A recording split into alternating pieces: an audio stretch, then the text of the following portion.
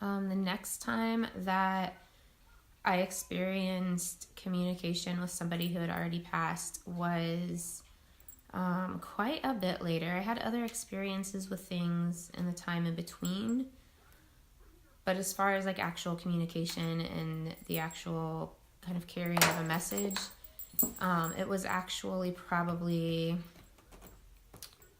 2016, because it was once we had moved into the house where we live now.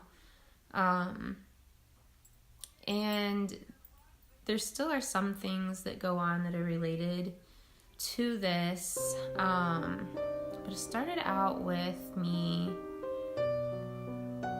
hearing what sounded like a conversation. It sounded like there were people talking together, and like maybe there was more than one voice, but it was almost like hearing a radio that was turned down low and not set exactly on the frequency for the station.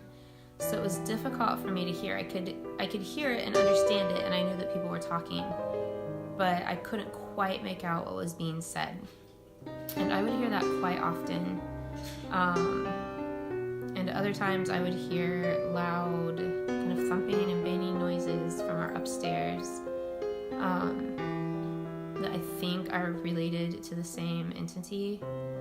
And eventually I got just the overwhelming presence of a male.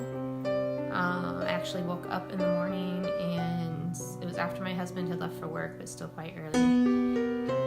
And I just felt that there was a male standing in the room. And he was tall, he was older, probably in his 60s, late 60s, to early 70s. And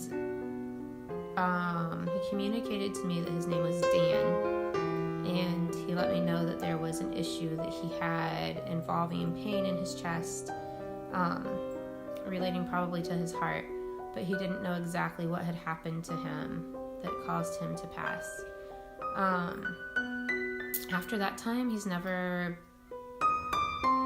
presented himself to me in that way again, and he's never...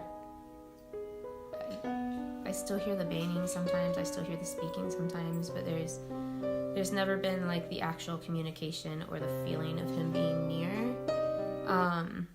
Although there are some other spirits that I've had encounters with in this house as well, which will be in a separate video because it doesn't really relate to this.